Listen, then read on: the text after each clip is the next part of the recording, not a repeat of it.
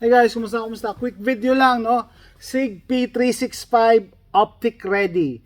So, kung nakita nyo na yung SIG P365 na pang concealed carry, and then yung isa yung full size na SIG P320, and eto, meron naman, pakita ko na nga ulit yung SIG P365.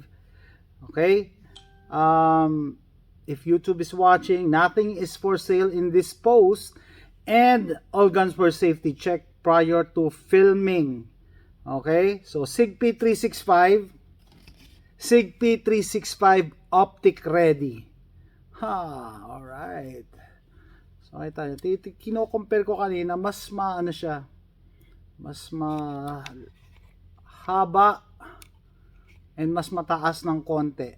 Probably about an inch longer and about 1.5 inches at the bottom, depending kung saan ka mag-start mag-measure. Pero yeah, mas malaki siya. So sabi ko, all guns were safety checked prior to filming.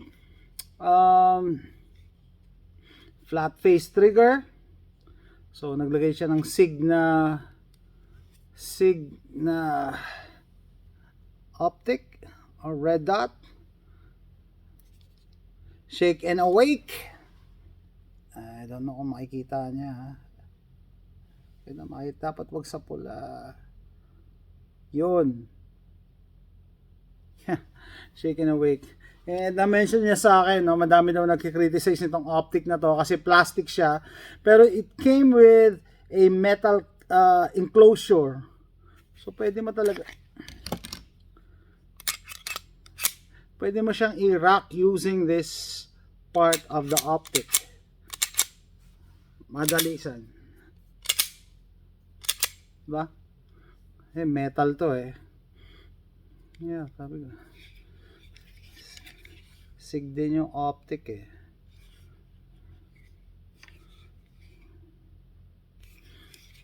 Shake and awake. Ibig sabihin, pag gumalaw lang siya, saka nag-turn on. Wala ka ng button na kailangang pindutin para mag-turn on yung optic mo. Ito tayo sa black.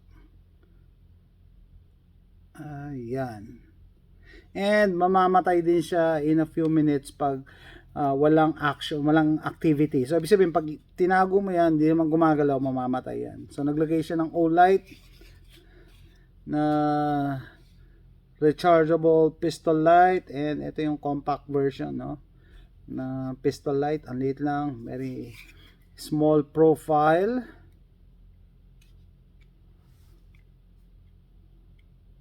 Left and right, ambi ang controls ng O-light. Okay, SIG P365 XL optic ready. Tan kasi may holster wear. Yan, XL. Parang no? For people with big hands like me. Yung hands ko, nagsusot ako ng gloves XL eh. Kaya mas gusto mo yung maraming square inches na pwede kang hawakan. Full grip ka talaga. Full grip ka pero maliit pa din siya. As compared to my lalabas ko pa ba? Yung Taurus GX4. Yung Taurus GX4 naglabas din ng Taurus GX4 carry, naglabas din, yun yata yung kamatch nito, GX4 Toro. Ayun, wala pa ako nun, pero ito yung size comparison. Maybe an inch longer siya sa haba, and probably an inch or so taller. Siyempre SIG yan eh, SIG Sauer. Sarap din hawakan, no? Comfortable sa kamay. And what else? Yung stippling niya, very fine, hindi aggressive. Stippling all around the grip.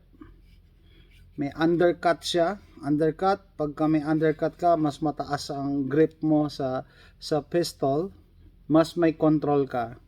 Beaver tail, okay, just enough for its size. And yun nga na, may rail sa bottom. and optic ready. Yan. SIG P365 XL optic ready. So it's up to you, preference. Ako I still prefer na pag carry pistol, walang optic, open sight lang, stock lang na tawag dito, iron sight. So siya, nakikerry siya nito. More power to you. So sabi ko nga sa dami ng options natin ngayon as a gun owner, ang dami natin pagpipilian. Yung iba nagtatanong, sir, pwede na ba yung ganito? Pwede na ba yung ganito? Well, yung iba nga hindi nagkikerry eh. Tapos ikaw magkikerry ka, papabayaan mong i-criticize ka ng iba. But as long, I encourage people to carry. No, whatever you carry, it's up to you. Your choice. Either mag-carry ka ng SIG, ng Glock, ng Springfield Hellcat, ano pa ba? Or ako, okay na ako sa ganito. Yeah, they are nice. Isa kong kaibigan naka-Hellcat eh. Doon ako na-encourage bumili ng J-Sport kasi alam ko ang liit liit. Ito very slim. Slim, parang feeling ko light din yung nito eh. May lightening na ginawa sila. Ibig sabihin pinagaan nila yung slide. Very slim ang profile. Binawasan nila ng materials talaga. Yan. SIG P365 XL. No?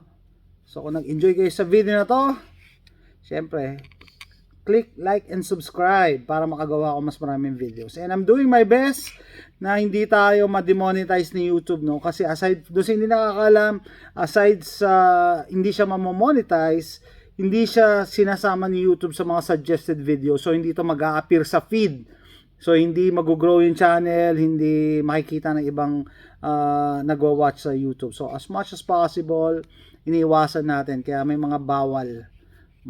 So based on YouTube's gun policy. Actually, YouTube's anti-gun policy.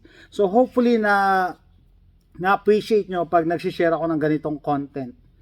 Kasi not everybody, no? Yung iba nga nag-quit na sa YouTube, no, sa gun world kasi it's not worth it. Anyway, hopefully ma-appreciate nyo, and huling sulyap, SIG P365 XL. Ayan, XL oh. That's it guys, thanks for watching. Bye.